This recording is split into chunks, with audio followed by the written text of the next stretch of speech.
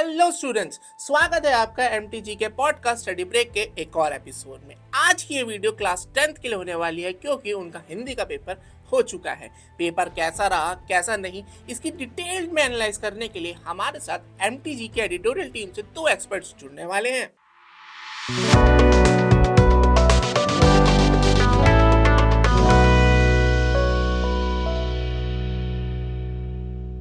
तो चलिए बिना किसी देरी के शुरू करते हैं डिस्कशन सुषमा मैम और प्रीति मैम के साथ। Hi ma'am. मेरा सबसे पहला सवाल जनरिक रहने वाला है कि भाई पेपर लास्ट ईयर के मुकाबले कैसा रहा, क्योंकि लास्ट ईयर पेपर कैसा था कि लेंथी भी था बट इजी भी था, बट बच्चे बहुत ज़्यादा थे कि भाई लेंथी है लेकिन इजी बहुत है। तो इस साल भी कुछ ऐसा ही देखने को मिला है? देखिए, इस साल भी पेपर एज यूजुअल लेंथी था, इजी था, बट क्योंकि ये एक लैंग्वेज बेस्ड सब्जेक्ट है हिंदी, तो यहाँ पर ऑब्वियसली पेपर थोड़ा सा लेंथी हो जाता है। यहाँ पे मैं यही कहना चाहूँगी कि जो बच्चे अच्छे से अपना प्रैक्टिस करके जाते हैं तो वो एक फिक्स टाइम फ्रेम में क्वेश्चंस को लिखने में कैपेबल होते हैं, है ना। तो प्रैक्टिस अगर है तो पेपर आपको इजी लगेगा। वरना लिटरेचर का पेपर है भाई, वो तो होगा ही लेंथी हो गई। अच्छा, मेरा इसमें मैम ये सवाल है कि अब मैं सेक्शन वाइज अगर बात करूँ, राइट, कि भाई रीडिंग आपका हो गया, राइटिंग हो गया, अनसीन पैसेज हो गया।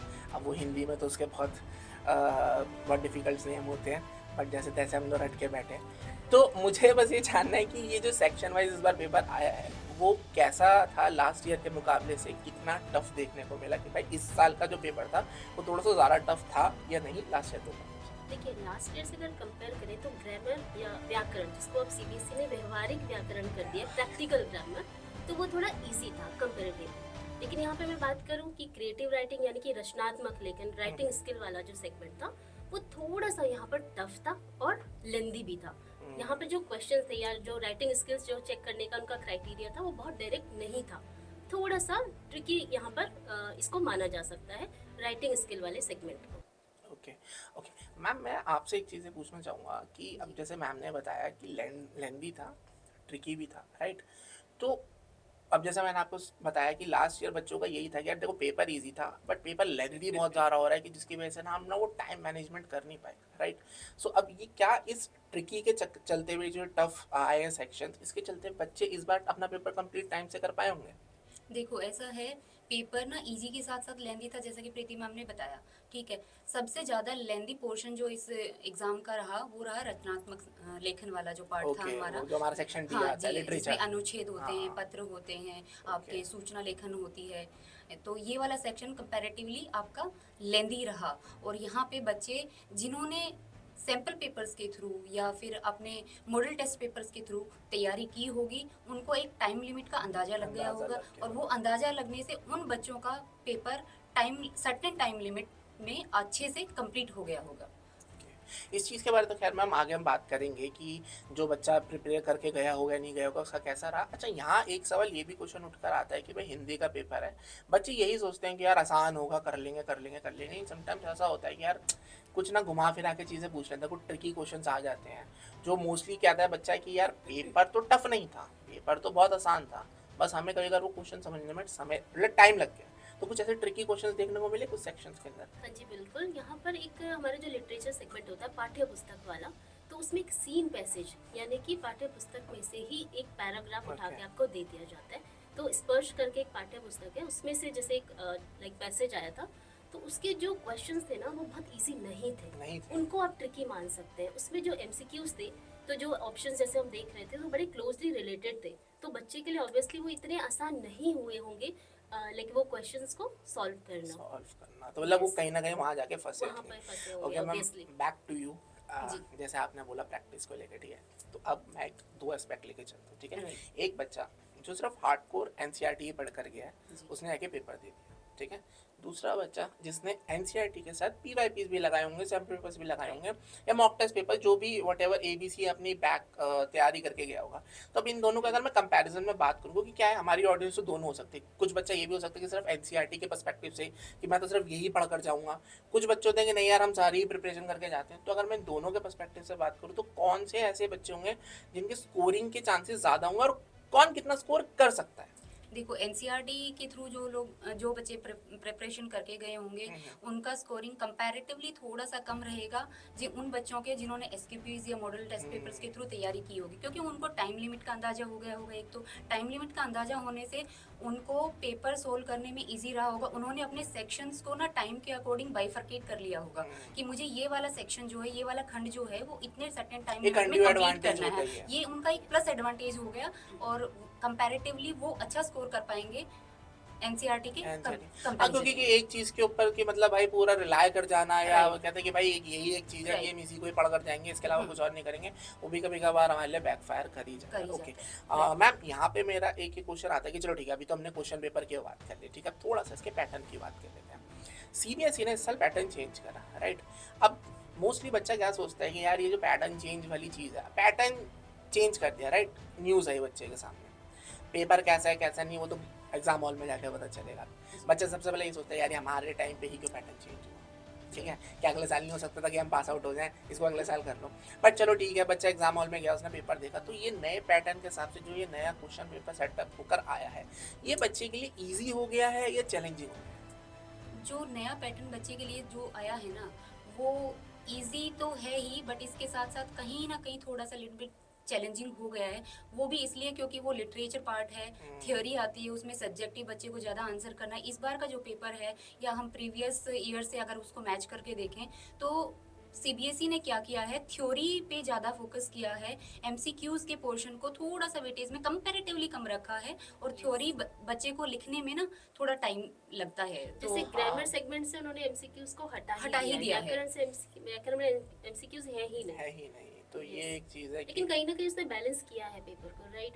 अगर उसने लिटरेचर में से क्या किया कि वर्ड लिमिट को कम कर दिया लिटरेचर सेगमेंट में, लेकिन वही राइटिंग स्किल सेगमेंट देखेंगे तो वहाँ पर उसने लाइक लेटर राइटिंग में वर्ड्स को बढ़ा दिया, कहीं आर्टिकल में वर्ड्स को बढ़ा दिया, ईमेल में कम कर दिया, अनुच्छेद में बढ़ा दिया है। इस तरीके से लाइक बैलेंस करा है उसने पेपर। सो मैम, अगर मेरा यहीं से एक दूसरा क्वेश्चन उठकर आए कि भाई ठीक है, सीबीएसई ने नया पैटर्न लिया है, वो बच्चे के लिए ही एक उसके बेनिफिट मिल सके उसने लाया होगा, बट जैसा आप बता रहे हैं कि उसने यहाँ ये चीज़ कम कर दी, तो आपके हिसाब से यार सीबीएसई को ऐसी और क्या चीज़ें करनी चाहिए कि बच्चे को नॉलेज के साथ साथ थोड़ा स्किलफुल भी हो सके? बिकॉज अब हम जो थ्योरी पढ़ते हैं, राइट, वो एक चीज़ सिर्फ एक एक्सटेंड तक काम आती है कि हमें पेपर पास कर दे।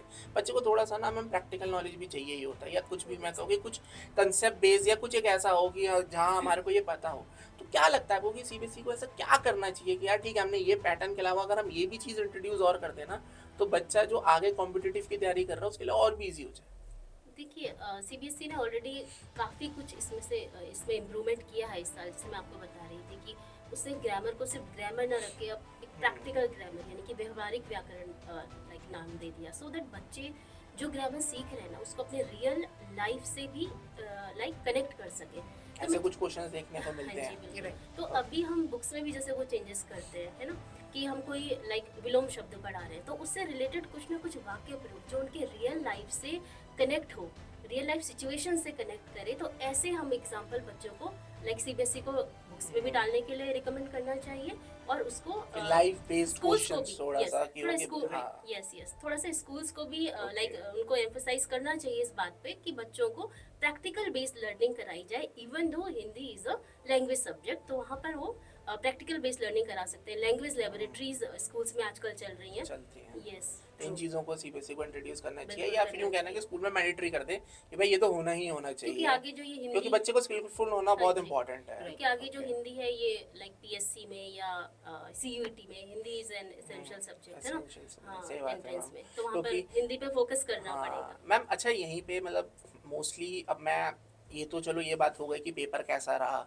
और जो अब 10th में पेपर दे चुका है आगे 11th में क्या करने वाला है, बट अब मैं थोड़ा उन बच्चों के लिए पूछना चाहूँगा कि जो अब 10th में जा रहे हैं उनको मैं ये क्वेश्चन पूछना चाहूँगा उनके लिए कि मैम ज़्यादातर बच्चा ये सोचता है, और ज़्यादातर का मुझे लगता है कि 99% बच्चा यही सोचता है हिंदी का पेपर आसान होता है, इंग्लिश का पेपर, या जैसा आपने इस वीडियो की शुरुआत करी कि लैंग्वेज पेपर आसान ही होता है, ये हर किसी का एक माइंडसेट होता है, राइट। तो वो जब एग्ज़ाम हॉल में पहुंचता है फिर वो पेपर देखता है तब उसे समझ में आता है कि यार इजी है लेकिन लेंथी है। अब इस लेंथी के चक्कर में उसके 5-10 नंबर छूट जाते हैं, और बोर्ड्स के अंदर तो 1-2 नंबर के पीछे ही परसेंटेज कहाँ से कहाँ पहुँच जाती है, रैंक कहाँ से कहाँ कुछ भी ऊपर नीचे हो जाता है। सो अब जो बच्चे 9 से 10th में जा रहे हैं, आप उनको क्या सजेस्ट करना चाहोगे कि भैया स्टार्टिंग से ना आपको यार ये एक रूटीन है या ये एक आपका टाइम टेबल जिसे आप फॉलो करो, ताकि आपको एंड में जाते जाते प्रॉब्लम ना हो, पेपर जब आप देखो तो यू विल बी लाइक हाँ यार ये तो बहुत आसान है और लेंथी भी। बच्चों को ना सबसे पहले अपने सेक्शंस जो होते हैं उनको पता होना चाहिए कि हमारे पेपर में क्या क्या सेक्शंस बने हुए हैं। खंड ए है, क ख ग घ, जो भी खंड का रीडिंग पता राइटिंग होना आता है चाहिए। सारा हाँ basic जी है। राइट, सारे सेक्शंस का पता होना चाहिए। उसके साथ साथ उन्हें उनके मार्क्स भी पता होने चाहिए कि कितना कौन सा सेक्शन कितने मार्क्स का आएगा।